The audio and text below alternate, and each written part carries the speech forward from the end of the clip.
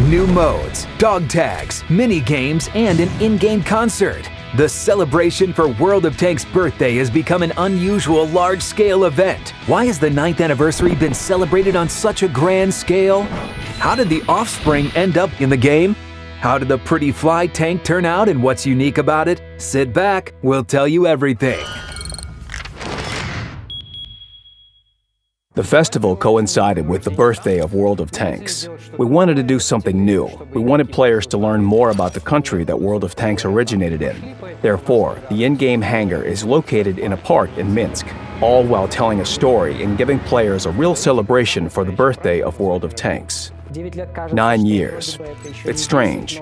It's not yet 10, but more than 5. How do you mark it? Well, it's still a significant milestone. And accordingly, the festival was an event that was new and would grab players' attention. And there were plenty of new additions. Dog tags, the new Steel Hunter mode, a new frontline map, the release of a Tier 9 reward tank, and it's all been capped off with the return of a fan favorite, tank races. We discussed what we could add to make the festival as atmospheric as possible. And of course, the word festival immediately brings the notion of a rock festival. But even when a festival is not directly related to music, it's normally there in one way or another. At any festival, there's always some sort of headliner, and we understood we needed one. We started working on finding a headliner for Tank Festival at the end of 2018. We had a short list of about 30 bands, and the Offspring was at the top. To me, the Offspring share the same spirit as our players, as well as our game. When we spoke to the band, we didn't have to explain what kind of game it was. They were eager. They wanted to know more about our plan of action. We realized then that they were the right band to headline. Yeah, well, we did a festival for World of Tanks a few years ago now. And that was the first time I'd actually heard of World of Tanks and Wargaming. But, so I guess we've known about it for about 5 years now? Something like that, yeah. At the start, we weren't sure what the Tank Festival headliner was supposed to do. But we knew that we wanted to use the band's music in the game, one way or another. We considered the possibility of adding some kind of concert recordings and clips. But in the end, it became clear that concert recordings or music videos, well, fans can see those anytime, elsewhere. But some unique content with mocap technology, that would be something special for our players. When we chose the Offspring, we didn't imagine how big our partnership would become. They were just so motivated that what plans we discussed with them, they generally agreed to it. So with our imagination running wild, we pitched even more ideas to them. When we decided to suggest the idea of a virtual concert, they said yes. After that, we weren't constraining ourselves, and you can see exactly what happened. When we talked with the band, we had to describe how it would be epic, cool, and interesting. But we didn't have any drawings or illustrations to show them. However, without the concept art, there was still something trustworthy in what we were pitching. The band really liked our idea, even though they didn't know how it would end up. They liked it so much, they replied that they were interested in working with us. I don't know what kind of expectations we had. You know, it was really kind of, it was a little bit of a leap of faith. You know, what we had seen, it looked like a really cool, cool medium, cool game. So we thought this could be really fun. But I don't know if we have any expectations. I just think it's cool the way that they've taken the idea of a collaboration between a band and the game and just tried to explore lots of different things that you could do. Like a concert was a natural thing to try. And while it almost sounded strange at first, so you're gonna do an animated version of us in concert, when I saw the finished product, I thought it was great. Virtual concerts are a relatively new concept. We wanted it to be as detailed as possible. We wanted to make animations for the entire song, not just sections which are looped, and to do this for each band member. We haven't tackled projects of this scale, length, and sheer amount of content before. The concert in the garage lasts about 10 minutes. The set list is 5 songs long. The songs were chosen together with the band and the audio team, who were responsible for the musical accompaniment. I think we went back and forth a little bit. Yeah. They had requested a bunch of songs, and we came back with stuff that we wanted to be included and stuff, and sort of settled on it. But you know, we wanted to be some of our best songs, some of the songs that people are the most well known to, and that's kind of where we ended up, I guess. While the team and the band were choosing songs, the artists had already started work on the 3D models. Well, it all started with asking the guys exactly how they wanted to look when performing in the game. We chose, and based on pretty much what we wear on stage, you know. I took photos of what I'll be wearing on stage tonight, actually, and sent it to them. We took pictures of our tattoos and sent that in, and yeah, some different shots of our heads so they could get it from different angles. Yeah, and that was another great thing about working with World of Tanks, is that they really paid attention to the detail, and they saw what we were wearing and wanted to make it look just like the way we are in real life and stuff. And like you said, taking pictures of everything and really trying to make it look like it's really us. We addressed the musicians directly, and they helped us out. The guys made tons of selfies while on tour, from different angles. They were also photobombing each other often, so judging by the photos, it was fun for them. So yes, they provided us with everything we had asked for, and we could feel they were engaged. While creating models, we kept in mind that they would be demonstrated from the distance of 8 meters. Yeah. I look way better CGI than I do in real life, I think. I'm a lot more interesting. I'm going to make sure that all my friends have it for their phones, so when I call, it's going to be the CGI of me, right? Yeah. So it looks really cool. So I'm going to use it as my avatar on all social media. Yes. Along with creating the models, we prepared to record the band's movements using motion capture technology. With the idea of recreating a concert using mocapping, you evidently face the necessity of using professional actors so that movements seem natural. At least you need to be able to play an instrument convincingly. So yeah, you need to find actors, in our case, preferably with a musical background. We involved professional actors to shoot the basis of the in-game animations. The band's role was to watch it back and let us know if the actions performed by their doubles were natural. I must admit that the actors involved in the motion capture were well prepared for filming. When we arrived at the set, they took their places on stage, tuned their instruments, and started gearing up to play live. When we brought out the speakers and turned on the music, they were shocked. In fact, the drummer came over to me saying, "What, music?" It was my turn to be astounded. Fancy that. They had learned to play all the songs that needed to be recorded, as they were 100% sure that there would be no music. They had no idea that they were just supposed to pretend to play and open their mouths, articulating words. Given their level of preparation, it's no surprise that the shooting process was a breeze. After we were done with mocapping, our artists were challenged with refining the animations manually and smoothing the transitions between gestures. After 3 weeks of toil, we have the draft version of the concert. Up until this point, things couldn't have gone better. No delays, everything was great. We were on schedule. And then, well, the problems all started when I tried to export the animations and integrate them into the game. This is when I faced a most ridiculous technical obstacle. Fancy that. The animations for our New Year event were 20 to 22 megabytes in total. But a single song for this in-game show amounted to 1.5 gigabytes, and that doesn't include guitars, stage lighting, and other items. So obviously, these 5 songs can't fit the limit of about 60 megabytes. The worst thing was that when this obstacle presented itself, we had only 3 weeks to go before launch. All was ready. The feature was fully implemented. The posts announcing the Offspring show in the garage has been released. No way back. But still, the songs just wouldn't fit. In a nutshell, we exerted all efforts and ways, eventually managing to squeeze the whole concert into a 65 megabyte limit, instead of the initial 1.5 gigabytes for a song. I must express a huge and sincere thank you to all our technical guys, programmers, and to our animation team in particular. Together, we succeeded and made this colossal project work as it was meant to. After we gathered together all the captured movements, final animations, and the songs that had been recorded in a studio and later processed in a special manner, it turned out that something was missing. Watching the recorded animation was fun, but you didn't get the chills of a true concert. The animated characters moved like real. The sound was authentic, the lighting was on point, every single thing was fine individually. But combined, they failed to deliver an experience of a live show.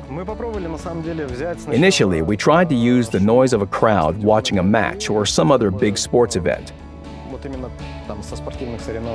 But when added to the video, the result was, well, far from what we expected. So, we decided to record the noise produced by a real crowd at a real concert to render our animated in-game show sound authentic.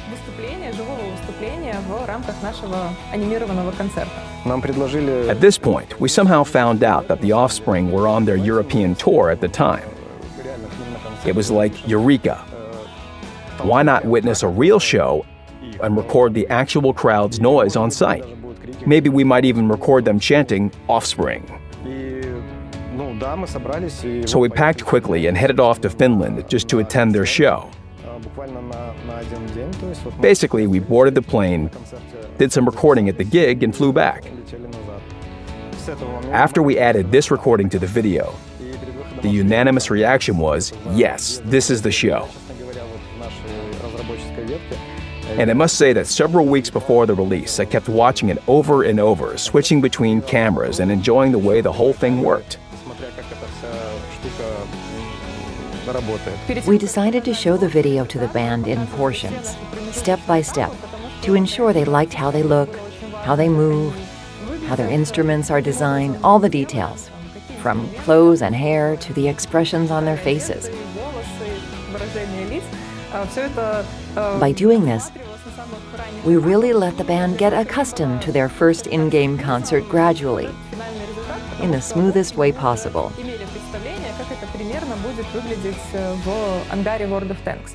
And when we sent them the final version,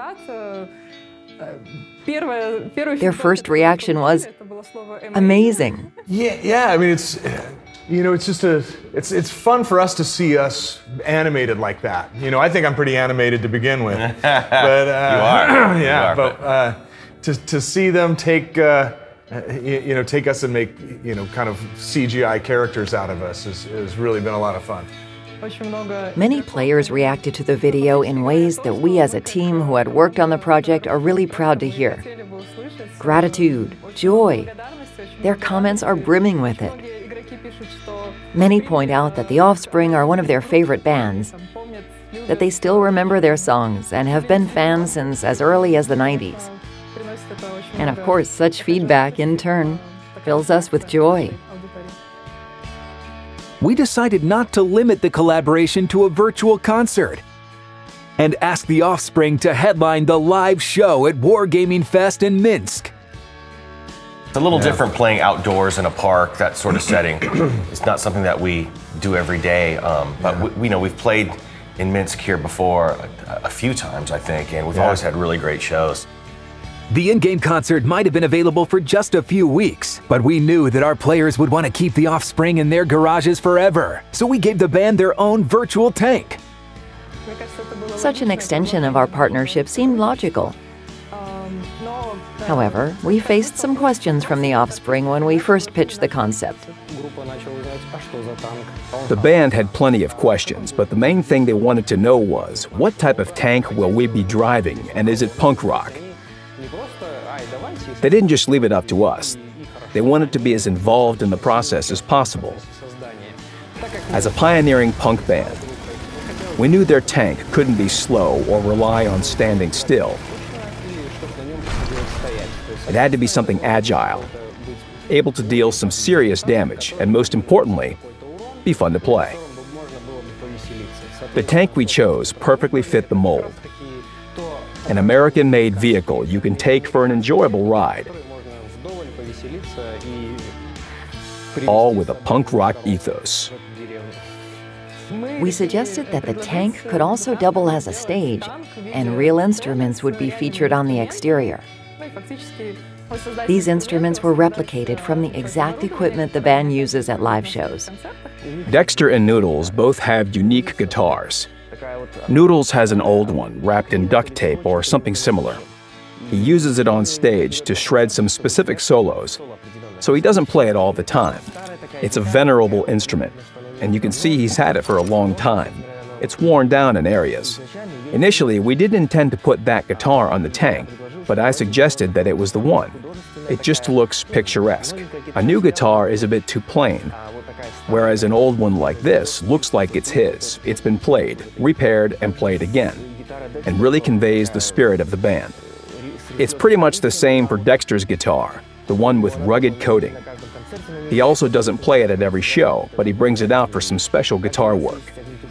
Also, there are fire extinguishers on the tank because the Offspring are known to douse crowds with them at their shows. Once we were decided on the concept of a mobile stage, certain elements came together. It became clear that the tank should feature a mixing console, some monitors, guitars, etc. all wired up. So, we tried to connect every piece of equipment with the turret where all the cables came from. It wasn't just a case of dumping a pile of stuff on the tank. It was about arranging everything so it looked good as a whole. We made it look as realistic as possible with help from the band. Like, if the drummer enters from here, then he won't be able to get there. And if the bassist crawls out from here and his bass is there, he can take it from the rack, sit down, and play. We wanted to incorporate the band's instruments on the tank. We were trying to figure out a cool way to do that, and so we went back and forth. And they had a lot of great ideas, and we came up with this sort of as a collaboration. You know, we did work with the designers. You know, they weren't sure how to have the guitars on the tank, and we said, well, let's make them kind of point forward, make them look like weapons as well. You know, they call them, we call guitars axes. You know, so they are kind of like a weapon. So it is a weapon. Yeah. You know, yeah. That's a good point. And so we tried to make it look as much, you know, like that, as well as obviously it is our musical equipment, and we actually, you know, those are our real guitars that we have. While discussing the scope of our partnership with the band, we were hoping to get them in the game. We knew it was possible in the form of a special tank crew. But then we realized that a unique tank was also an option, and that it could be highly customized. When we came up with the mobile stage concept, we understood that it should feature musical instruments. Also, if the Offspring were a tank crew, they might as well use the members' actual voices. It all kind of snowballed into a complete vision of a certain in-game avatar of the entire band. The Offspring recorded their voices in their LA studio. We created a script for them with every single phrase needed, but also asked them to improvise and make some fun lines of their own. And improvise they did. It wasn't an easy task. They had to speak after each other in rapid succession, repeating the same lines several times. They experimented with different deliveries, and sometimes in a more humorous way. So, we decided to add the laughs to the game too.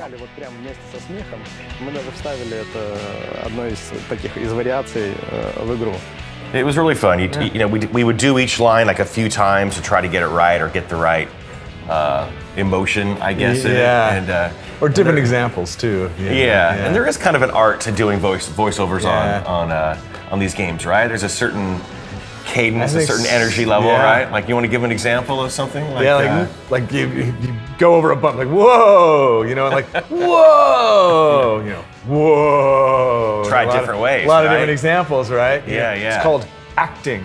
Yes. Noodles, the turret is jammed. The turret is jammed. Yeah. Stuff like that, you know. With our collaboration with the Offspring based on music,